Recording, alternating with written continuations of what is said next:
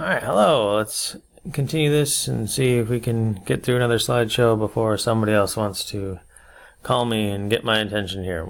So we're talking about common topics here, the classical way of thinking about how to discuss just about any subject matter really without having any specialized knowledge. The special topics, as we were talking about before, we mentioned some special topics, as you may recall back in the history slideshow, about the different kinds of rhetoric, that forensic oratory, for example, uses the special topics of justice and injustice and things like that.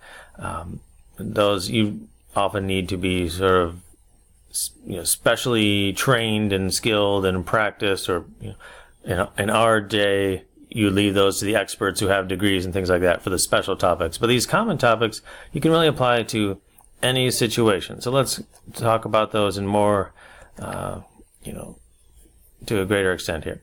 So like we said, it'll seem very familiar to the stasis theory, right? You can see already there in the middle of this slide there's some overlap with stasis theory, but that's how this classical mind worked to transition from one idea to another and see how it overlaps. So if this seems like a bit of a repeat, that's good to just reinforce some of these ideas here, because these are really important aspects here.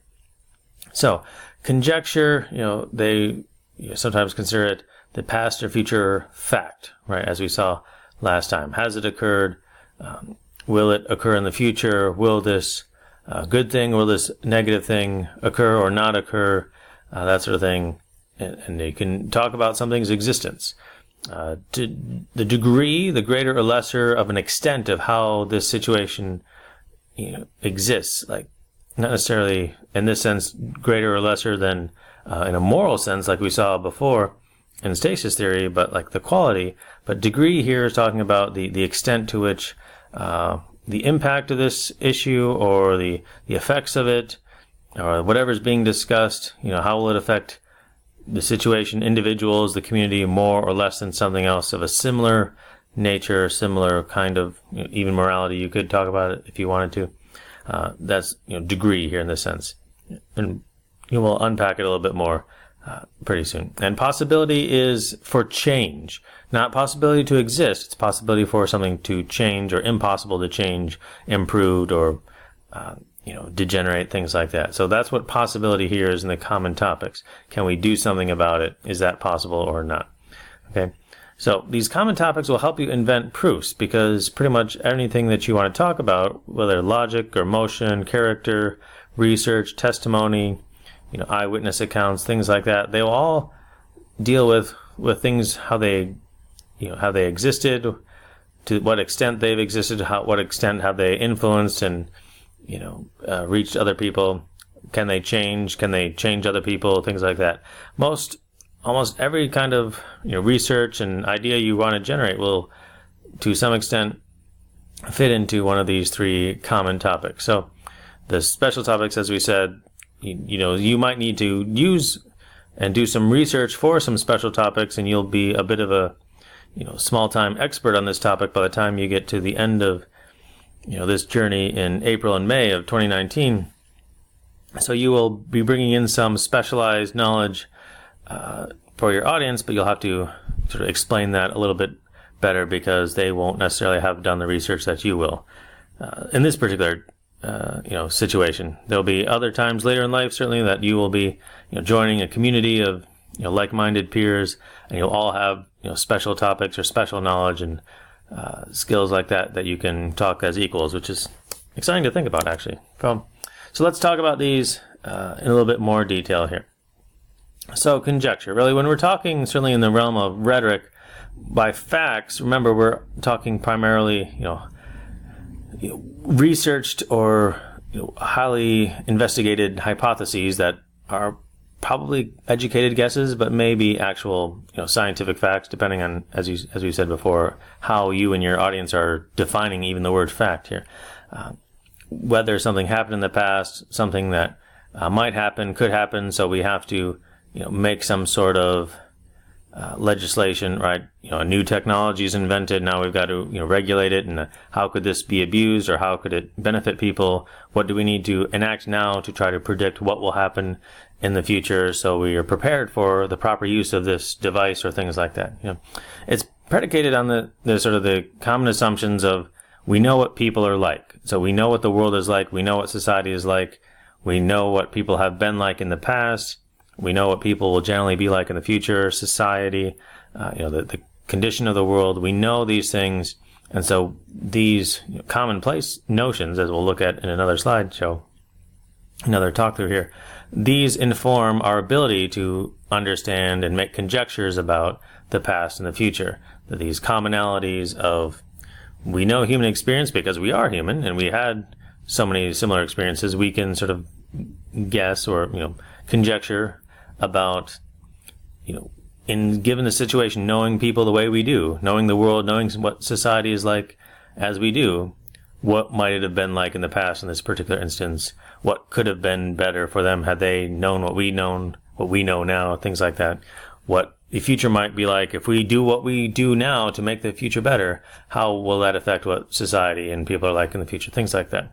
So it's a very important kind of topic, really, to make the most of knowing the world, how it was, how it is today, and certainly for decent-minded citizens like yourselves, how can we make the world even better for people that haven't even shown up on the scene yet? So, it's built on, what exists, what does not exist, and this is the kinds of things that you have to think through to really discuss correctly what kind of conjecture, questions, and ideas will help prove your point, right? How things used to be and how things will be in the future, as we just said, right? It's important to remember that people disagree about these things, right? The war on terror, for example, began officially, when you were very young, around about 2001 or so, maybe 03, 04, with more, advanced military operations in Iraq and things like that, predicated on this notion that there were weapons of mass destruction in Iraq, and it was America's job to go in and find them and stop them and stop, President Hussein of Iraq from using these things, and it was our job to do that. And of course, people who were in favor of President Bush's plans to do that said, yes, there are these weapons. They must be found out, and it is our job to make the world a safer place. People disagree that those existed, and they say, well, we never found them. Where are they? What happened to them? This was all a pack of hollow lies, and it did not exist in the first place. And now, so there's so much disagreement on America's military involvement overseas and how it's been going on for almost your entire lifetime now, based on what some consider fabrication. So conjecture, did things exist? Does it not exist? It may sound simple, but it if it's a very important issue, people will find ways to disagree, and perhaps very strongly about it.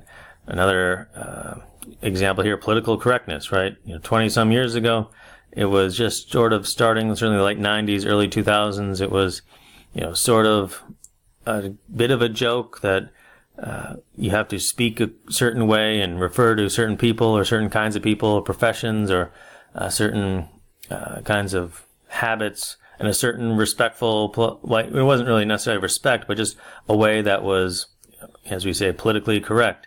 And now it's certainly, some people would say political correctness has gotten out of hand, and you can say, well, in a land that has supposedly free speech and pastors are being arrested even in America for, upholding biblical values in a private church service that offends some people about, identity and things like that. You can certainly come up with your own examples about political correctness today and on college campuses and things of that nature. Some people say it's gotten out of hand, and some people say, no, it's not a political tool. It's just a way of speaking respectfully and politely about and to people. So people disagree about whether situations exist, and you have to be aware of that before you start trying to change the way people live their lives. You have to understand, does it exist in the first place? So the interesting thing here about conjecture and how to improve the future, things like that, it's important to know that it may not be the best use of your time to try to determine if these fundamental things that people believe, they're commonplaces, as we'll talk about soon enough, they may be so much a part of their identity right now, it may not be in your best interest to try to prove whether those beliefs are right or wrong. Now, depending on your topic, you might have to, but, for example, if you're trying to prove like that God exists and people don't think he exists and they don't believe that there's a hell when they die, and that sort of commonplace, you're going to have to try to convince them that their belief is not true. But if it's something that's not so much a matter of life or death, you might just have to base upon sort of a faulty premise of this is what they believe, whether it's true or not. How can you then, assuming for a moment that what they believe is true, how can you then prove your point anyway? Things like that. So you might not necessarily try to disprove every aspect of someone's philosophy, someone's conjecture about the past. So you have to know what it is, know what they believe about the past, what they believe about the human condition, for example, whatever your particular topic might be, and then work with it and say, okay, let's say hypothetically that you're right. Here's what we can do about it. So that's one way you would use this common topic of conjecture to,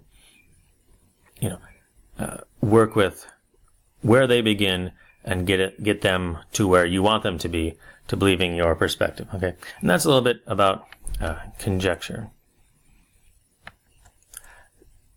One last little thing here. What is, as we wrap it up here, false ending there. Sorry. Understand the commonplaces. How do you use it? Understand, as you said, where they begin, where it starts to, see how they view the world, how people view the past and present and future, and what people are like, things like that, and what affects these conjectures. See which do the least public harm or most good, things like that. And there's one interesting example about, as we close, like the traditional family, right? There are different views on the historical version of the traditional family. Most of you Christian homes have a really probably conservative sort of view of the traditional family. It's good for, husbands and wives certainly to work together and at all possible things like that. The almost stereotypical view of Leave It to Beaver, right? Maybe, black and white show, maybe you've seen it, maybe you haven't. Very much, a product of the stay-at-home mom. Dad goes out and works. The kids, stay in school, get in trouble once in a while, but dad comes home and never raises his voice, never threatens. He just calmly and respectfully tells the boys, all right, shape up, you know how to do better. And mom's always there with an apple pie ready to enjoy life. And that's a nice traditional, classical, almost stereotypical view of the traditional family and life in America, 50s and 60s. And then a movie in the 1990s came along, Pleasantville, which had this sort of totally opposite view of the traditional family. I don't know if you've seen it. It's mostly a black and white film also to sort of mock the Leave It to Beaver mentality, that the traditional family was all stifling and it was all a pack of hollow lives, and it was really repressing women and repressing children and things like that, and people want to be free and live their own lives and escape from the challenges and the hardships of the traditional family and things like that. It's a bizarre sort of movie. If you haven't seen it, it's an interesting sort of artistically well put together movie, but it's we'd say its philosophy is kind of mistaken in the view of the traditional family, possibly, even if you don't necessarily want to go to the extremes of Leave It to Beaver. It does have a very, very, shall we say, worldly attitude toward the biblical, traditional, classical view of the family, for example. So, people think about the past in different ways. So it's important to understand that as you start to figure out how can I get people to change their ideas. And that's, again, okay, real ending here for this video. That's a little bit about conjecture.